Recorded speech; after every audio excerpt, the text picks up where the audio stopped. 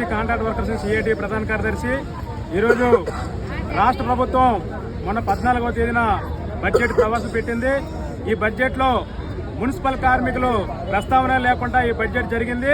దీనికి మున్సిపల్ రాష్ట్ర కమిటీ పిలుపులో భాగంగా ఈరోజు రాష్ట్ర వ్యాప్తంగా మున్సిపాలిటీల దగ్గర నిరసన కార్యక్రమం చేస్తున్నాం. అలాగే ఇక రెండో విషయం ఏంటంటే, ఏదైతే మీరు బడ్జెట్లో కేటాయించి ప్రస్తావన లేదో ఇది చాలా అన్యాయం. మున్సిపల్ కార్మికులకి రాష్ట్ర ప్రభుత్వం తీవ్ర అన్యాయం చేస్తుందని చెప్పేసి మేము అనదలుచుకున్నాం.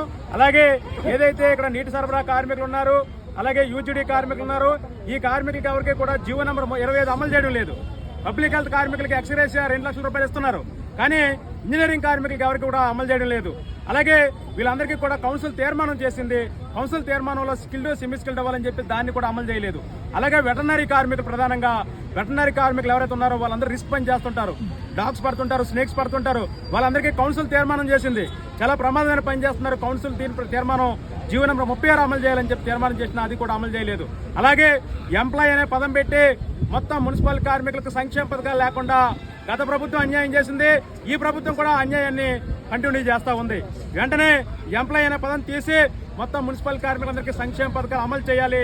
అలాగే విశాఖపట్నంలో నగరం పెరుగుతుంది, విస్తీర్ణం పెరుగుతుంది, స్మార్ట్ సిటీ అలా పోయి మెట్రో సిటీ అవుతుంది.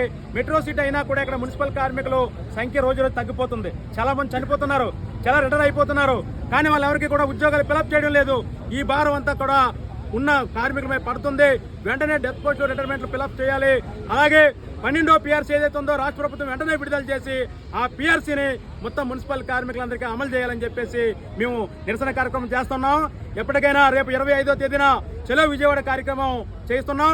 అప్పటికే ప్రభుత్వం దిగొచ్చి బడ్జెట్లో మాకు బడ్జెట్ కేటాయించి మా జీతాలు ప్రభుత్వ నేరుగా జీతాలు ఇవ్వాలని చెప్పేసి మేము అడుగుతున్నాం. కాబట్టి ఆ రకంగా అమలు చేయకపోతే రానున్న రోజుల్లో మొత్తం మున్సిపల్ కార్మికులు మరో సమీక్షించబడుతున్నారని చెప్పేసి ఇటు రాష్ట్ర ప్రభుత్వానికి, ఇటు గౌరవ కమిషనర్ గారికి మేము డిమాండ్ చేస్తా ఉన్నాం.